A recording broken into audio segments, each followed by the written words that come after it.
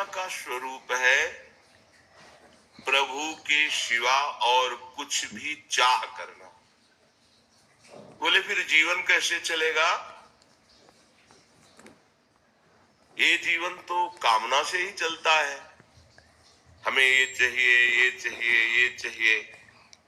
तो आपको भरोसा नहीं है क्या? एक देशीय शरीर में ममता करने वाली माँ अपने बेटे की चाहे जितना सयाना हो जाए वो चिंता करती है। कब उसे क्या चाहिए वो अपनी सामर्थ्य के अनुसार प्रयास करती है। तो क्या अखिल शक्तियों के स्वामी, सर्वज्ञ, सर्वत्र विद्यमान, सर्वशक्तिमान प्रभु, हम जिनके बच्चे हैं, जिनके अंश हैं, क्या हमको बताना पड़ेगा कि प्रभु मेरी आवश्यकता है? आवश्यकता वो खुद पूर्ण करें। अनावश्यक मांगे हमें परेशान किए हुए। आवश्यक मांगे, जीवन जीने के लिए जो आवश्यक है वो प्रभु पहले से पहले बेचते रहेंगे। विश्वास कीजिए, वो दिए हैं। पर अनावश्यक मांगे जो अहंकार की पुष्टता के लिए, इंद्रियां जो भोग सुख के लिए लालायित है, अनावश्यक, ये मांगे हमें भगवत विमुख कर देती है। तो कहां फिर हम इस मांग को कैसे मिटाएं? चलो मांगो, पर केवल इन्हीं से मांगो। भगवान ने रास्ता दे दिया। आर्त, अर्थार्थी, जिज्ञासु, ज्ञानी, चार ही प्रकार से मेरे को भजने वाले हैं। भगवान ने उसमें कहा कि जो ज्ञानी है वो मुझे बहुत प्रिय है, बहुत प्रिय है। तो फिर ऐसा लगा कि ये जो तीन हैं, आर्त, अर्थार्थी, जिज्ञासु, ये आपको प्रिय नहीं है।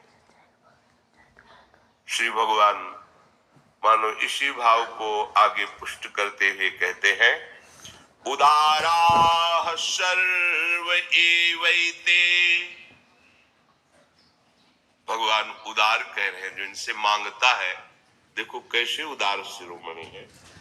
प्रभु से जो मांगता है प्रभु उसे उदार कहते हैं। दरिद्र नहीं कह रहे, भिखारी मांगता ही रहता है, ये दे दो, ये दे दो। जैसे कोई संपत्तिवान माता पिता हो और उसका पुत्र उससे मांग रखे बार बार, तो उसे अच्छा लगता है कि इसी के लिए तो वैभव है, अच्छा है, और क्या चाहिए तेरे को, और क्या चाहिए। उनको और दुलार आता है।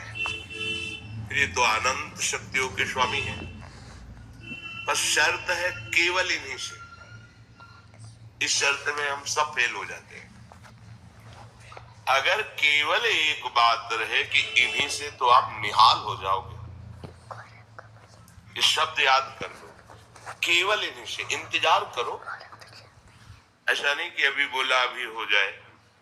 बहुत बच्चे हैं उनके, एक दो थोड़ी है। और पुकार तो अभी आपके पहुंच जाएगी, अभी पास हो जाएगा, पर वो पुकार नहीं, अभी आर्त नहीं है, दैन्यता नहीं है, प्रियता नहीं है, इसलिए हमारी पुकार वहां तक पहुंच नहीं पा रही। पुकारते रहिए, केवल इन्हीं को पुकारिए। जिस दिन सुन लेंगे ना, तो इस दरबार की बात ही कुछ ऐसी है कि एक बार इस दरबार का आश्रय लेने वाले को कभी दूसरी तरफ देखना भी नहीं पड़ा। और ये ऐसे उदार दाता है कि मांगने वालों को कह रहे हैं उदार है। उदारा सर्व एवैते ज्ञानी त्वात्मैव मे मतम आस्थितः सहि युक्तात्मा मामेवानुत्तमां गतिम। कितने कृपालु हैं। उत्तमाम गतिम, जो मांगोगे वो तो मिलेगा ही, और ये अपनी तरफ से एक बात देंगे, उत्तम गति देंगे। अन्य की तरफ मत देखो, एकमात्र प्रभु का भरोसा कर लो तो कामना की भी पूर्ति हो जाएगी। और जो निष्काम धर्म के आचरण से फल मिलता है, उत्तम गति, वो उत्तम गति भी दे देंगे। कितने कृपालु हैं।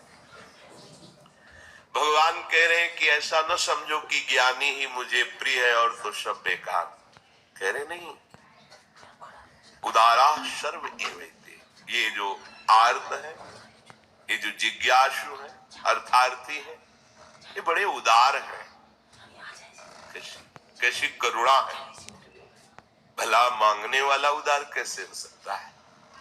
लेकिन ये अति उदार भी सुंदर, ये ऐसे प्रिया प्रीतम है, ऐसे महामहिम है कि इनके दरबार में जो मांगा तो उसको उदार कहते हैं। बड़ा उदार है, बड़ा लाडला बच्चा है, इधर उधर न भटक कर सीधे हमसे कह रहा है। प्रभु का प्यार देखो। हम भटक रहे हैं अज्ञान की धरा में, प्रभु सत्संग के द्वारा हमारे हृदय का मोड़ कर रहे हैं अपनी तरफ। उनको जरूरत नहीं है हमारे मंगल के लिए। ये जो उदार भक्त हैं, पर इनमें जो प्रेमी भक्त हैं, मेरे से प्यार करते हैं और कुछ नहीं चाहते हैं, मैं कैसे बताऊं। वो मेरी आत्मा है, वो मेरा स्वरूप है, ऐसा मेरा मत है। जो कुछ यहां दिखाई दे रहा है वो सब है प्रभु ही। पर जब तक त्रिगुणात्मिका माया का हमारे अंतःकरण में प्रभाव है, तब तक हम अनुभव नहीं कर पाएंगे। जब त्रिगुणातीत अवस्था जागृत होती है, तभी भगवदानंद का साक्षात्कार होता है। प्रभु का नाम, प्रभु का रूप, प्रभु की लीला, प्रभु का धाम, ये त्रिगुणातीत अवस्था है। जो इसी में रमण करता रहता है वो निस्त्रैगुण्य हो जाता है।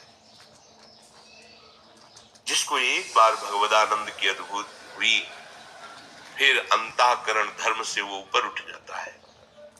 संसार का मनन चिंतन, संसार का आकर्षण, भोगों की दास्ता, ये सब खत्म हो जाती है। प्रभु ने कहा है कि वैसे तो मेरा सिद्धांत है ये, यथा माम प्रपद्यन्ते तास तथैव भजाम्यहम्। मुझे तुम जैसे भजोगे वैसे मैं तुम्हें भजूंगा।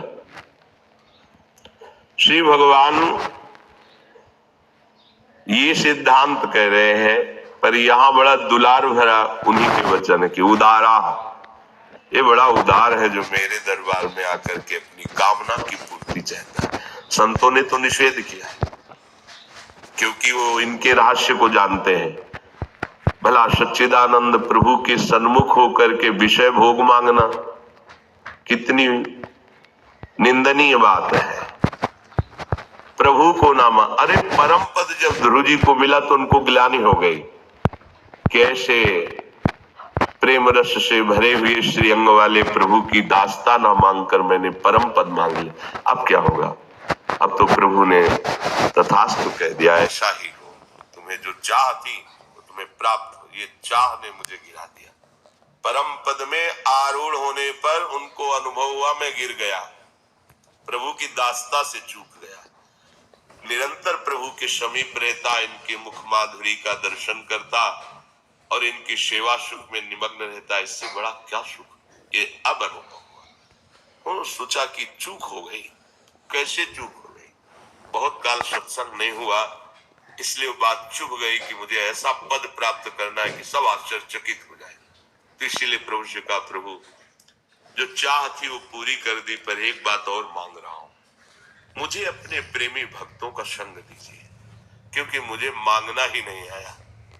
अगर प्रेमी भक्तों का बहुत काल तक संग हुआ होता तो हम आपका प्रेम मांगते, आपकी अविरल भक्ति मांगते, आपकी श्री अंग की सेवा मांगते।